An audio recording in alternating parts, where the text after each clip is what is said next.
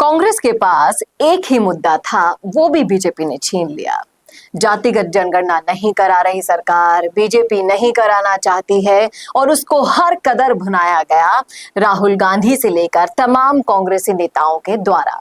लेकिन जब से ये घोषणा मोदी सरकार ने की है कि जातिगत जनगणना होगी, उसके बाद से ऐसा लग रहा है कि विपक्ष को सांप सूंघ गया है। और ये जातिगत जनगणना कैसे होगी, कौन कौन सी जातियों को इसका लाभ होगा, इसी सीरीज में आज हम बात करने वाले हैं सबसे पहले गुर्जर समाज की, गुर्जर जाति की, कि किस तरीके से जातिगत जनगणना होने के बाद इस समाज को क्या क्या फायदे होने वाले हैं। तो ये सब जानने के लिए जुड़े रहेगा आखिर तक हमारे साथ। नमस्कार, मैं हूं चेतना शर्मा। आप देखना शुरू कर चुके हैं संवाद भारत का, भारत के लिए। और इस मुद्दे पर बातचीत करने के लिए मेरे साथ मौजूद है हमारे editor in chief Varun Bhansali ji. तो वरुण सर, जिस तरीके से गुर्जर समाज की अगर हम बात करें, जातिगत जनगणना के बारे में हम पहले चर्चा कर लेते हैं कि बहुत समय से विपक्ष इस मुद्दे को भुना रहा था।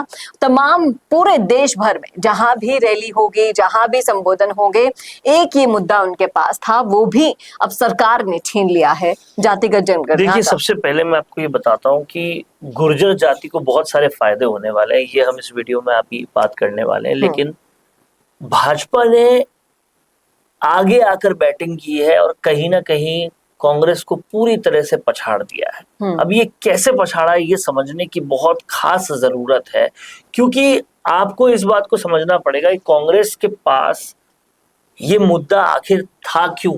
क्योंकि कांग्रेस चाहती थी कि किसी भी तरीके से बीजेपी को ऐसे पोर्ट्रे किया जाए कि बीजेपी पिछड़ी जातियों के डेवलपमेंट के खिलाफ है, और अगर उनकी जातीय जनगणना नहीं होती तो उनकी सच्चाई सामने नहीं आएगी और फिर उनको लाभ नहीं मिल पाएगा, और कहीं ना कहीं बीजेपी सिर्फ अगड़ों की पार्टी बन के रह जाएगी और पिछड़ों का वोट बैंक केवल और केवल कांग्रेस ले जाएगी। ये मंशा के साथ वो लगातार इस बात का विरोध कर रहे थे। लेकिन बीजेपी ने फ्रंट फुट पर बैटिंग कर कर छक्का इसलिए मार दिया क्योंकि उन्होंने कहा कि कोई बात नहीं, जातिगत जनगणना हम करा रहे हैं। इसके बाद विपक्ष के पास कोई और मुद्दा बचा नहीं। ले दे के मल्लिकार्जुन खड़गे ये बयान देते हुए नजर आए कि 550 करोड़ का बजट आपने रखा है, इसमें आप कैसे करेंगे। इसके अलावा उनके पास कोई और चीज थी नहीं। जब अश्विनी वैष्णव ने डिक्लेरेशन किया तो कांग्रेस पूरी तरह से हक्की बक्की रह गई और कहीं ना कहीं क्रेडिट लेने की होड़ बन गई कि ये तो राहुल गांधी ने इसका पूरा मैटर उठाया हुआ था, ये सब कुछ हुआ था। लेकिन अब सवाल ये है कि इसका फर्क क्या पड़ेगा और खासकर गुर्जर जाति पे क्या पड़ेगा। समझने वाली बात यह है कि गुर्जर समाज एक ऐसा समाज है जो लगातार आरक्षण की लड़ाई लड़ रहा है, और सबसे ज्यादा संघर्षशील लड़ाई अगर किसी की है तो वो गुर्जर समाज की है।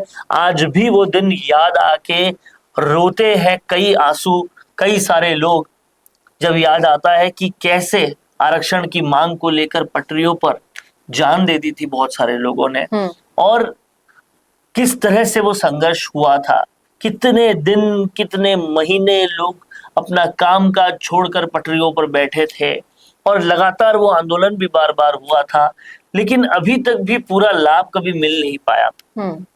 पर अब जब जातीय जनगणना होगी तो बहुत सारी चीजें सामने आएगी। अव्वल तो ये पता चलेगा कि गुर्जर कितने हैं पूरे देश में, गुर्जर जाति के कितने लोग हैं पूरे देश में। फिर ये पता पड़ेगा कि उनका फाइनेंशियल स्टेटस, उनकी आर्थिक स्थिति कैसी है, उनकी एजुकेशनल स्टेटस, उनकी शैक्षणिक स्थिति अभी कैसी है, ये पता चलेगा। इसी के साथ साथ उनका नौकरी, उनके प्लेसमेंट्स, ये सब की स्थिति कैसी है। इससे एक बात साफ आएगी कि ये समाज का डेवलपमेंट कितना हुआ है, और उससे समझ में आएगा कि कितने और विकास की जरूरत है, तो आरक्षण की जरूरत कितनी ज्यादा है, ये और क्लैरिफाइड होगी। और कहीं ना कहीं ये बात सच भी है कि बहुत सारे गुर्जर भाई आज की डेट में डेवलपमेंट से बहुत अछूते हैं, और इसलिए और कहीं ना कहीं एक दूसरी जातियों के आरक्षण पर ये लोग जो नजर रखते हैं कि भाई उन्हें जरूरत नहीं थी, इनको जाटों को ओबीसी में क्यों मिला दिया, और इस तरह का पूरा डेटा तैयार होने के बाद वेरिफिकेशन आ जाएगा, और आसानी होगी सरकार के लिए भी आरक्षण को सुनिश्चित करने की। न सिर्फ सरकार के लिए आसानी होगी, बल्कि जो लोग आंदोलनरत हैं, जो लोग मांग उठा रहे हैं, उनके पास भी सब्सटैंशियल आज की स्थिति का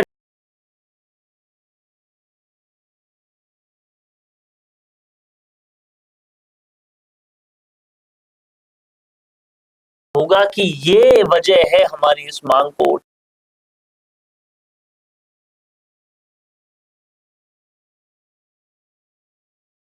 की, और उनकी मांग और भी ज्यादा लॉजिकल हो जाएगी, और भी ज्यादा बेटर हो जाएगी, और वो पूरे जनगणना के आंकड़ों के आधार पर ही काम जब करेंगे तो उनकी बात मनवानी भी उनके लिए आसान हो जाएगी। तो ये सरकार से ज्यादा आंदोलनकारियों के लिए, समाज के हित के लिए जो सोच रहे हैं उन लोगों के लिए बहुत ज्यादा बढ़िया तरीके से काम करेगा। तो मुझे लगता है कि कहीं ना कहीं जातीय जनगणना बेहतर ही करेगी, हर जाति के लिए बुरा कुछ नहीं करेगी। और गुर्जर जाति के लिए खासकर, जिसने इतना संघर्ष किया है अभी तक, उनके संघर्ष को एक इनाम मिलेगा, एक मोहर मिलेगी।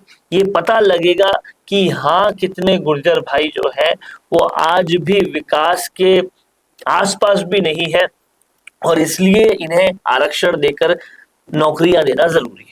और कहीं ना कहीं पूरे के पूरे गुर्जर समाज को एक पावर तो मिलेगी, क्लेरिफिकेशन भी मिलेगी, लेकिन इसका फायदा इन सब चीजों के बाद आपको क्या लगता है कि ये जितनी भी मांगे उठाते हुए आते हैं अपने लिए, उन मांगों पर भी सरकार जल्द से जल्द फैसला ले पाएगी? जाहिर तौर पर सरकार के पास भी, डिपार्टमेंट्स के पास भी, ब्यूरोक्रेट्स के पास भी फैसला लेने के लिए एक आधार होगा।